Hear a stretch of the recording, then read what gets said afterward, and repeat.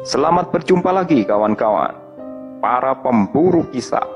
Malam ini bertemu kembali kita dalam My Story Zone. Jangan lupa siapkan headset, siapkan kopi. Tapi kalau ke belakang jangan pernah pergi sendiri. Oke, nantikan cerita kami.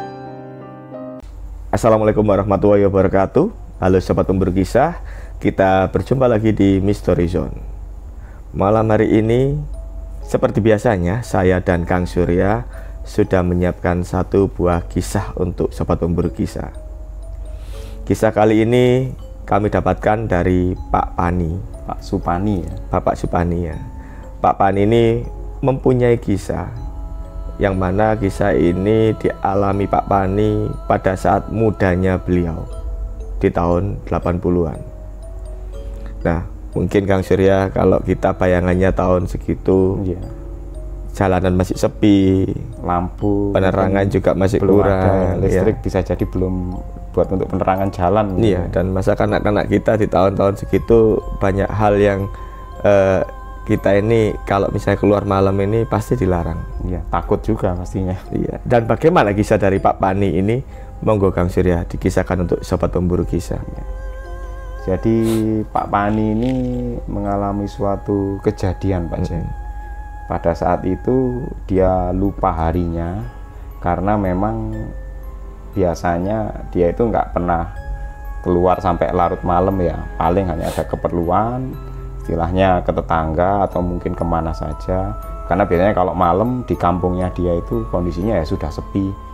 Ya seperti yang diceritakan Pak Jack tadi, di mana jalanan itu nggak semuanya ada penerangan, lampu penerangan itu hanya ada di rumah-rumah saja, dan jalanan di depan rumah itu hanya mendapat sedikit penerangan dari rumah yang ada, jadi nggak semua jalan itu ada penerangan. Nah, pada waktu itu Pak Supani ini ada keperluan ke balai desa, karena waktu itu ada acara rapat bersama. Dan karena rapat bersama ternyata berlarut-larut, sebagai seorang yang mengikuti kegiatan di sana, mungkin juga pengurus-pengurusnya juga enggan pulang. Jadi Pak Pani juga waktu itu sebagai orang yang masih muda ya mungkin menghormati mereka ya, yang tua-tua aja belum pulang, masa aku yang masih muda gini keburu pulang gitu. Lagi pula yang lain-lain juga rumahnya sama-sama jauhnya, dan sebagian malam juga pulang itu ada yang bawa sekedar lampu senter saja katanya Pak Jack. Jadi Pak Pani itu mengikuti sampai acara larut malam, dan menjelang jam 11 malam kegiatan sudah berakhir, pengurus-pengurus kampung itu sudah sepakat pulang bareng lah. Pak Pani juga pulang bareng. Waktu itu mereka keluar dari balai desa itu masih ada barengannya gitu, jalan bareng-bareng, kemudian pisah satu sama lain. Nah, Pak Pani ini kebetulan rumahnya yang agak menyimpang, agak jauh gitu. Sampai akhirnya dia itu berjalan melewati jalan setapak menuju ke rumahnya. Kiri kanan rumah tetangganya itu udah pada sepi semua Pak Jack. Jendelanya udah pada tutup, pintunya udah pada tutup. Hanya lampu-lampu penerangan yang hanya menyala tapi juga tidak mampu menerangi jalan. Jadi sepenuhnya Pak Pani ini mengandalkan lampu senternya saja untuk menyorot jalan di mana dia itu akan melaluinya. Hingga akhirnya ketika dia asik berjalan, Pak Pani ini melihat, itu kok ada cincin. Jadi dia itu merasa benda seperti cincin itu ada di tengah jalan. Dia sorot pakai lampu senternya, ya benda itu disorot itu kelihatan agak menyala gitu. Karena biasanya kalau itu mungkin hanya serpihan pecahan gelas, pecahan mungkin botol gitu ya, pecahan kaca lah, pasti akan mantul. Tapi kalau ini habis disorot itu pantulannya itu beda. Dia itu seolah-olah menyala kayak matanya kucing gitu Pak Jack. Wah, ini kok bagus ya. Jangan-jangan ini cincin yang jatuh. Pak Pani berjalan perlahan, semakin dekat dengan benda yang dia sorot itu tadi, kelihatan kalau di jalan setapak tanah menuju jalan tanah itu menuju rumahnya itu, dia itu melihat ada kayak sebutir batu, yang mana bentuknya batunya itu nggak beraturan Pak Jack, seperti batu yang pecah gitu. Tapi anehnya kalau disorot dengan lampu senter, dia itu bisa kayak menimbulkan cahaya yang memantul gitu, seperti matanya kucing. Batunya kecil, hanya seukuran ibu jari katanya. Pak Pani heran, wah batu ini kok bagus ya, berbeda sekali dengan batu-batu yang lainnya. Pak Pani lihat kiri kanan nggak ada orang, jangan-jangan ini emang barangnya orang jatuh, atau mungkin kalau batu sebagus ini nggak mungkin lah kalau hanya tergeletak di atas jalan tanpa orang ada yang tahu gitu, atau mungkin jatuhnya siang tadi atau sore tadi. Pak Pani sempat berpikir seperti itu. Dia sempat melihat lagi ke kiri kanan memastikan bahwa di situ nggak ada orang, karena dia khawatir ya ini mungkin orang sengaja jebak naruh batu mungkin atau gimana, atau mungkin orangnya nanti nyari gitu, pikirannya dia gitu. Karena sudah memastikan nggak ada, diambil sama Pak Pani. Tangan kanannya memegang senter, dia pegang tangan kiri. Lah ketika batu itu dipegang Pak Jack, dia itu merasa kok batu ini seperti menimbulkan energi kayak apa, listrik gitu, kayak menyengat gitu. Aduh, kaget Pak Pani, dilempar batu itu, klotak, jatuh mengenai batu-batu yang lain. Dan ketika Pak Pani merasakan tangannya itu kayak kesemutan gitu Pak Jack, dilihat tangannya nggak ada luka, nggak ada apa-apa, tapi kayak dia itu merasa sakit gitu. Dilihat, kok sakit ya, apa tadi itu kayak batunya itu apa, menimbulkan energi listrik, dia itu kayak digigit semut gitu jari-jari tangannya. Dan ketika dia melihat batu tadi tak lempar kemana ya, Pak Pani itu kaget setengah mati. Batu yang tadi hanya sebesar ibu jari, dia lemparkan, dia hempaskan karena kaget kayak terkena sengatan arus listrik. Tahu-tahu disorot beberapa meter di depannya itu ukurannya sudah berubah sekepalan tangan Pak Jack. Bentuknya masih tetap sama, nggak beraturan, tapi ukurannya sekepalan tangan. Dan Pak Pani yakin betul loh, bentuknya sama persis dengan batu yang tadi. Bentuknya kayak pecah, nggak beraturan gitu. Tapi kok sekarang ukurannya jadi gede, kok sekepalan tangan gitu. Dan pada saat dia menyorotkan lampu senter, Pak Pani sudah merasa bulu kuduknya ini merinding semua, bukan main Pak Jack. Dia itu katanya, waduh, ini rumah ini masih beberapa meter lagi, masih jauh juga kalau lari. Dia itu ragu, ini batu apa-apa gitu ya. Kalau zaman sekarang mungkin kita berpikirnya ya istilahnya ya, ini mungkin ada sesuatu yang aneh, yang benda yang unik. Tapi waktu itu Pak Pani zaman dulu katanya ya pikirannya dia cuma satu, wah ini pasti bukan sembarang batu ini. Dia itu berjalan karena saking takutnya Pak Jack ya, batu itu yang tadinya hanya seukuran ibu jari berubah jadi sekepalan tangan. Pak Pani ini pengen lari balik ke balai desa, tapi rumahnya di seberang gitu. Jadi dia itu berjalan melewati batu itu, dia nggak berani melangkahi posisi batu. Pak Pani itu katanya berjalan minggir Pak Jack, minggir ke pinggiran jalan sambil senternya itu menyorot batu itu. Dan ketika Pak Pani jalan, nggak taunya batu itu kayak gerak Pak Jack, seolah-olah ngikutin Pak Pani itu berjalan, jadi bisa berputar sendiri seolah-olah menghadap ke arah Pak Pani. Dan ketika lampu sorot senter lampu sorotnya diarahkan terus ke batu itu kayak tahu-tahu bentuknya itu semakin berubah Pak Jack. Bentuknya semakin berubah, semakin keluar tonjolan-tonjolan di kiri kanan, kemudian juga ukurannya juga semakin besar.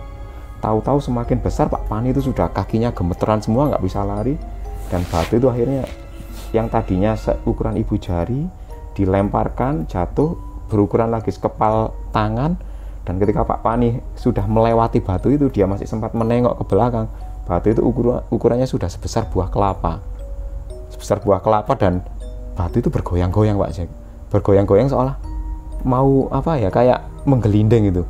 Dan Pak Pani sudah mulai siap-siap lari, ada suara ketawa kikik kayak gitu. Suaranya itu ketawa kayak binatang, tapi buat bulu kuduk itu merinding bukan main. Dan Pak Pani sudah melangkahkan kaki, batu itu kayak menggelinding mau ngejar dia.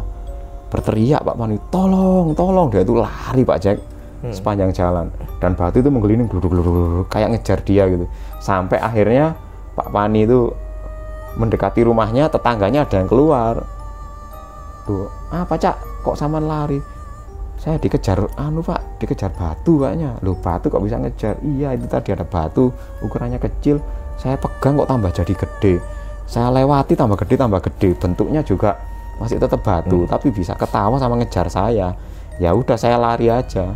Akhirnya orang-orang sebagian tetangganya keluar, ya istilahnya menenangkan Pak Pani, karena waktu itu ya tetangga-tetangganya masih untunglah ada yang terbangun, semua pada keluar. Ya, akhirnya setelah memastikan bahwa batu aneh itu tidak ngejar Pak Pani, ya sudah, Pak Pani pulang istirahat dan dia itu cerita kepada orang tuanya, ya istilahnya apa ya, kejadian hari ini tuh kok luar biasa aneh gitu.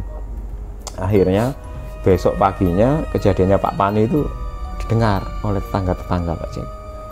Akhirnya ya orang tuanya Pak Pani terutama ibunya itu cerita. Jadi kan waktu itu ibunya kan masih sempat berkomunikasi lah dengan tetangga-tetangganya. Iya, tadi malam itu Tole itu ketemu batu jadi-jadian, terus dikejar, nggak tahu ukurannya kecil, tahu-tahu berubah jadi gede, kemudian ngejar gitu. Ya akhirnya cerita dari mulut ke mulut itu sampai ke tetangga-tetangga yang lain, hingga akhirnya seolah-olah seperti nggak disengaja Pak Jack. Salah satu tetangganya Pak Pani ini ternyata juga sebelumnya mengalami hal yang sama, di area yang sama, di tempat yang sama, di jalan sepi, di mana kiri kanan itu nggak ada rumah, di mana Pak Pani malam itu lewat di sana. Dan kejadiannya hampir mirip seperti yang dialami Pak Pani, tapi tidak pada malam hari. Jadi salah satu tetangganya ini laki-laki, ya istilahnya usianya seumuran dengan bapaknya Pak Pani. Dia itu pulang habis kerja, dia itu pulang menjelang maghrib. Ketika dia jalan itu, dia itu ngelihat kayak ada anak ayam berkeliaran Pak Jack. Anak ayam berkeliaran kok bentuknya lucu, warnanya putih. Anak ayam ini kok berkeliaran sendirian di pinggir jalan, persis di tempatnya Pak Pani nemu batu itu. Akhirnya diambil sama dia.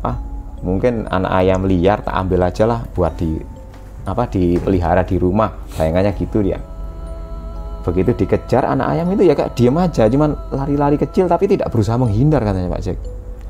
Begitu dipegang anak ayam itu kok rasanya aneh gitu ya, dipegang itu kok kayak tangannya itu kayak dihisap gitu Pak Jack. Istilahnya anak ayam itu kayak seolah-olah melekat ke tangan, telapak tangannya, terus kayak menghisap darahnya gitu. Dan anak ayam yang ukurannya ya sekepal tangan tadi kecil itu tahu-tahu jadi besar. Awalnya bentuknya itu membesar itu seperti ayam Pak Jack, tapi makin lama bentuknya nggak beraturan.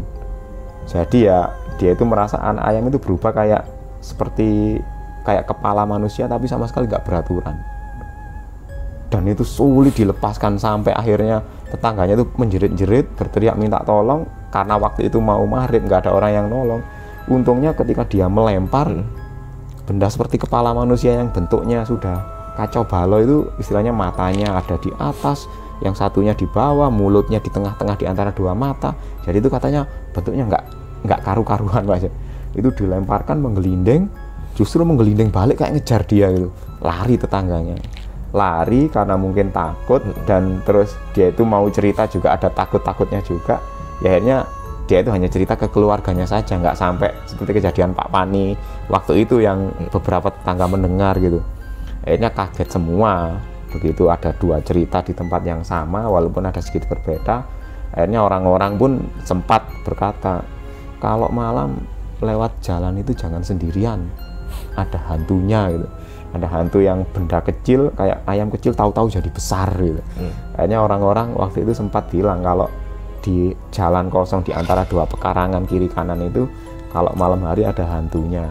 Jadi ya sampai akhirnya ketika Pak Pani sudah berkeluarga, kemudian juga dia sudah istilahnya menjadi warga situ, dua pekarangan itu katanya sudah mulai ditanami Pak Jack, sudah ada yang istilahnya mengelola, sudah ada yang melihara. Terus kejadian-kejadian seperti itu sudah nggak ada lagi karena sudah diberi lampu, diberi penerangan. Seiring berjalannya waktu sudah nggak seseram dulu lagi.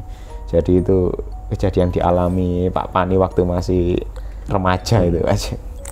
Jadi ya pada zaman dulu itu banyak sekali ya cerita-cerita yang mirip seperti itu.